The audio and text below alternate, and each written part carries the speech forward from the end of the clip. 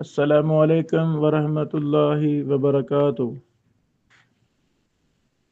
منہج امام بخاری رحمہ اللہ، صحیح بخاری کی دوسری حدیث کے طرق پر بحث۔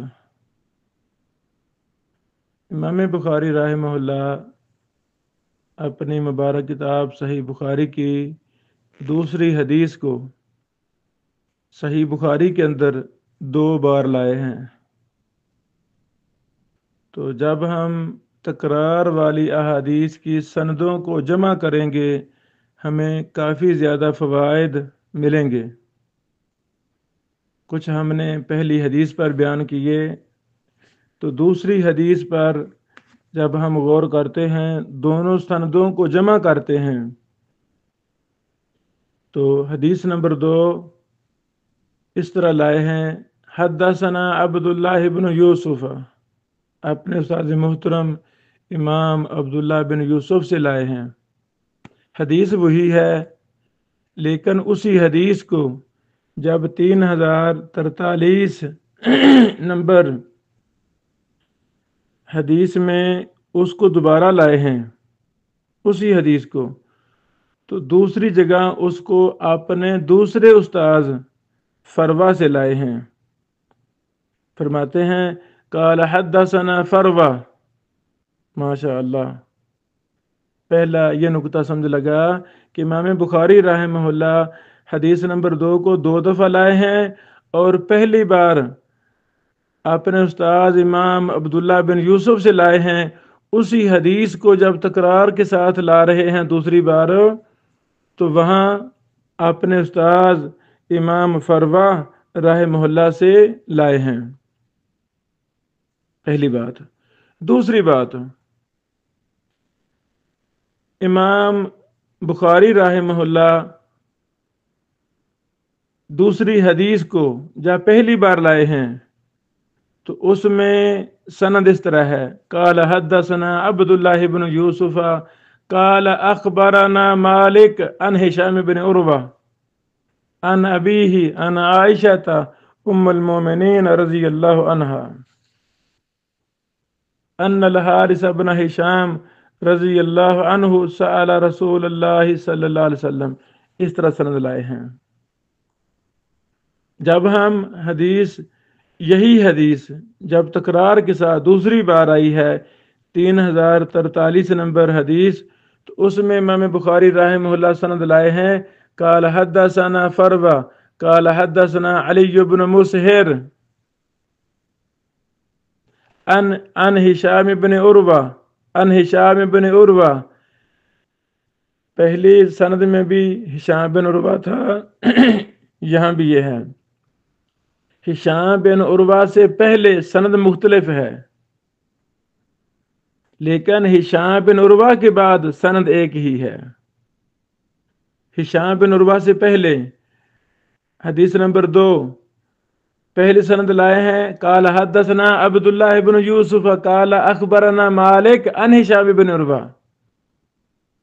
عبداللہ بن یوسف امام مالک سے بیان کرتے ہیں، وہ ہشام بن عروہ سے بیان کرتے ہیں۔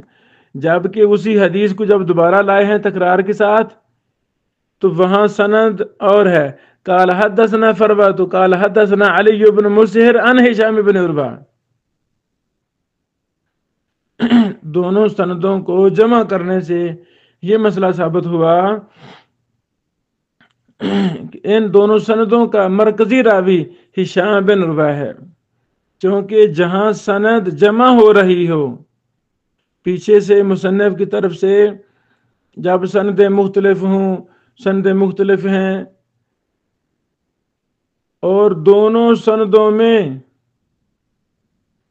ایک راوی پر سند جا کر جمع ہو رہی ہے، جہاں سند جمع ہو رہی ہو اسے کہتے ہیں مرکزی راوی۔ تو ہشام بن عروہ مرکزی راوی ہے۔ الحمدللہ، مرکزی راوی کے بعد سند ایک ہی ہوتی ہے۔ جب ہم اصولی طور پر ان احادیث کو جمع کریں گے تو دوسرا جو طریق ہے، دوسری سند 3043 نمبر والی، اس کو ہم بیان کریں گے. یعنی حدثنا فروہ حدثنا علی بن مسہر عن ہشام بن عروہ بھی، ہشام بن عروہ کے بعد بھی لکھیں گے. بھی کا معنی مفہوم یہ ہوتا ہے کہ اگلی سند وہی ہے جو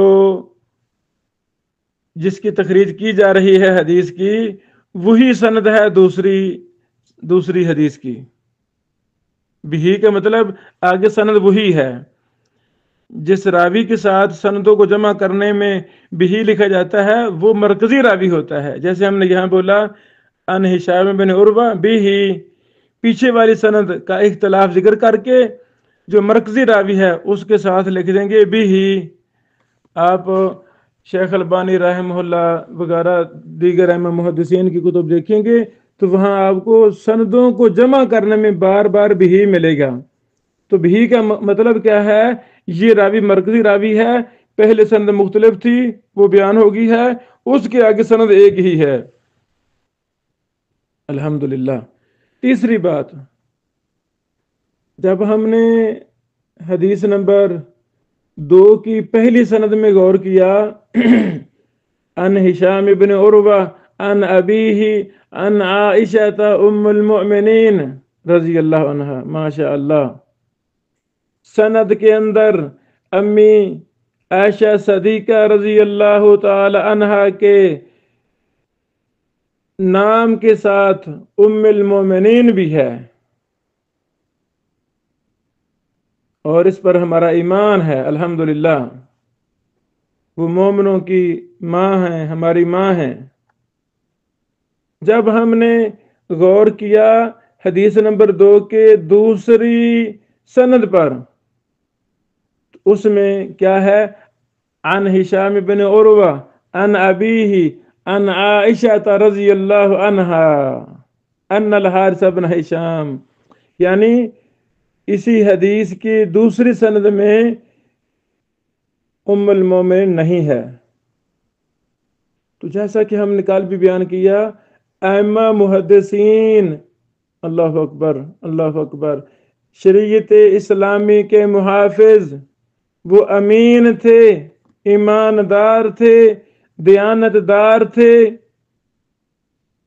جیسے محدث نے بیان کیا، جیسے راوی نے بیان کیا، ہمارے ائمہ محدثین نے من و عن اس کو ویسے ہی بیان کیا ہے. ایک حرف کا اضافہ کرنا مناسب نہیں سمجھا. آپ اسی پر غور کر لیں کہ جب امام بخاری رحمہ اللہ ایک حدیث کو اپنے استاد عبداللہ بن یوسف سے بیان کرتے ہیں، وہ امام مالک سے بیان کرتے ہیں، تو اس میں عن عائشہ ام المؤمنین، امی جان عائشہ رضی اللہ عنہا کے نام کے ساتھ ام المؤمنین کا مبارک مقدس لقب ہے.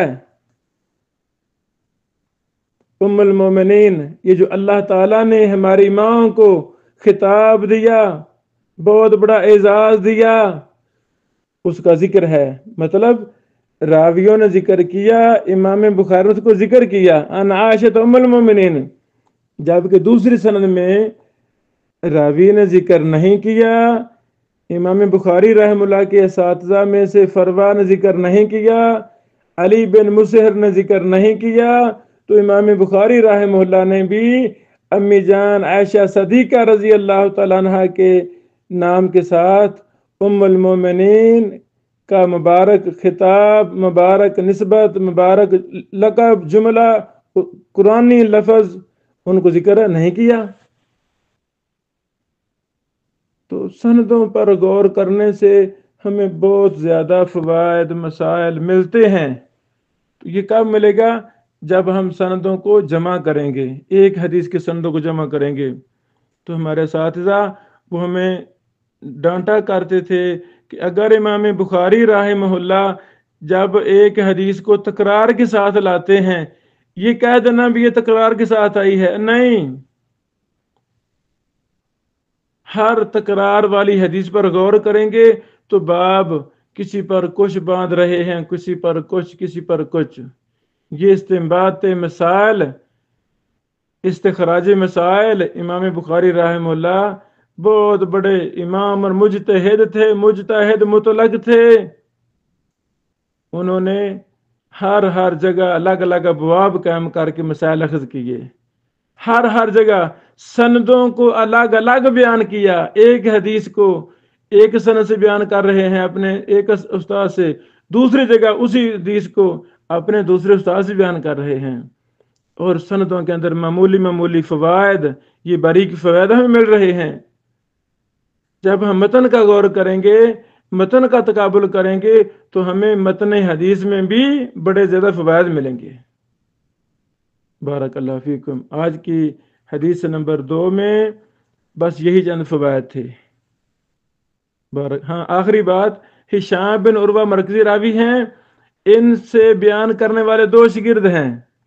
ایک کا نام امام مالک ہے، دوسرے کا نام علی بن مسہر ہے. یہ دونوں آپس میں ایک دوسرے کی متابعت کر رہے ہیں. ماشاء اللہ. اب متابعت ایک باقاعدہ فن ہے، اصول ہیں، ضوابط ہیں. تو جب ایک ہی راوی سے 2 شاگرد بیان کرنے والے ہوں، ایک سند میں ایک ہے، دوسرے میں دوسرا راوی ہے، حدیث بھی وہی ہے، استاد بھی وہی ہے، تو ان کو کہہ دیتے ہیں کہ یہ جی تابعہ فلان، فلاں فلاں کی مطابقت کر رہا ہے، یہ تابع بن رہا ہے. ماشاء اللہ. اس سے ایک دوسرے کو تقویت ملتی ہے. یہ اکیلا نہیں ہے استاد سے بیان کرنے والا، بلکہ 2 ہیں، 10 تابع، 20 تابع، 100 تابع توابع موجود ہیں احادیث میں. یہ باقاعدہ فن ہے. الحمدللہ. بارک اللہ فیکم. السلام علیکم ورحمۃ اللہ وبرکاتہ.